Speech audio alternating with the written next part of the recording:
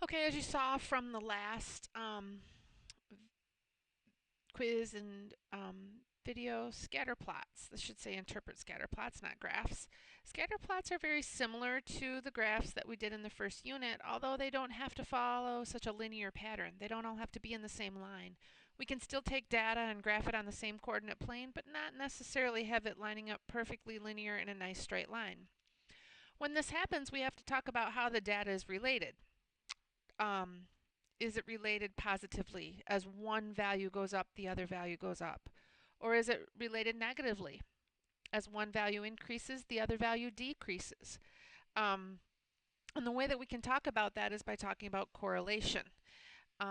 Correlation can be positive, correlation can be negative. And just because it's positive doesn't have to necessarily mean it's a perfect positive correlation. I have a link in this section that links you to a web page that talks a lot about correlation. You can probably see it in your video right now. I encourage you to go to that link, check it out.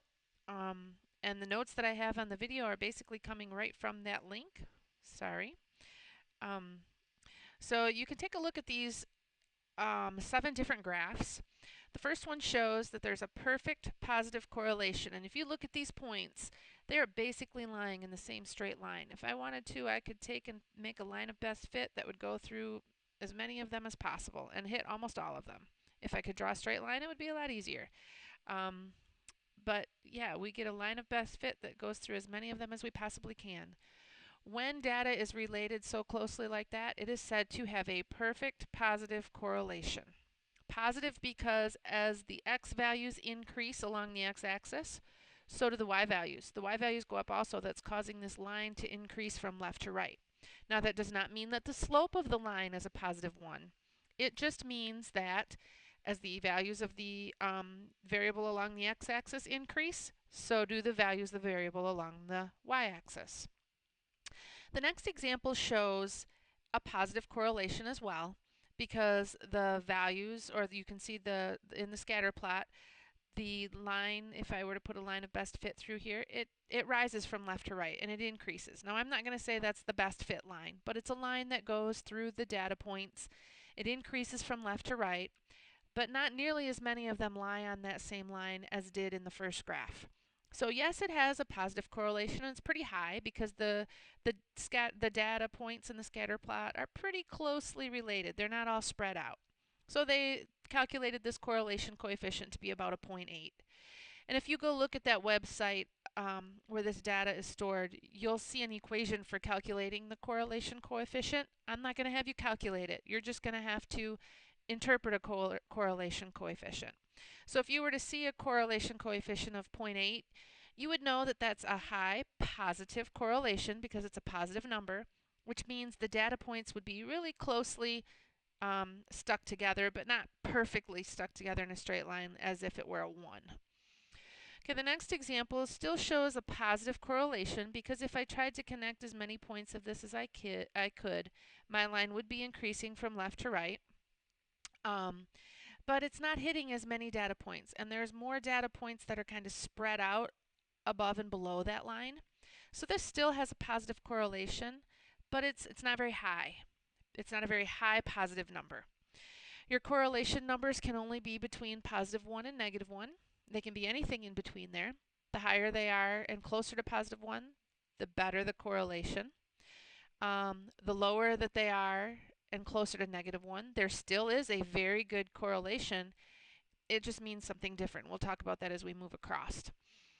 If the correlation coefficient is 0, that means there is no connection between the data. You can't say that as the x values increase, so do the y values because they're scattered all over the place. There is no real correlation between the data points. Now I'm going to skip over here and look at the negative 1. If you look at the negative 1 correlation, whoops, sorry, I held it in one space too long.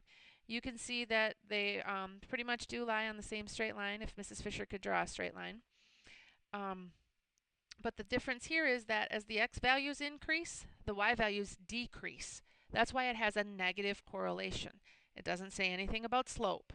Other than the fact that the correlation is negative, the points should be going down from left to right. Doesn't mean the slope is a 1. It just means that The correlation between the numbers are so closely related that every time the x values increase, the y value that's paired with it is going to decrease. The set of data that you move in this way also has a negative correlation. Okay, the data points, as the x values increase, the y values decrease, but they're not so strongly related this time that they lie so close to the same line. There's numbers above the line and numbers below the line. 0.8 is a pretty small negative number, very close to -1, but it's not perfect. And then again, we have -0.3. Again, as x values increase, as the x values increase, the y values do decrease, but again, you can see that they're more stretched out and more spread out over that line. Some are much more above, much more below, and they're not so closely knit together, so closely connected. Something else that you have to remember when you're interpreting scatter plots is you have to pay attention to what the label along the x-axis is and what the label along the y-axis is. So in this data set, I would say that there's a strong positive correlation here, obviously positive, because as the x value increases, the y value increases as well. It's not a perfect correlation. This would not be a +1, but it would definitely be a high positive. Because you can see that many of these data points are located around that line. Some are above, some are below. They're not all perfect on that same line.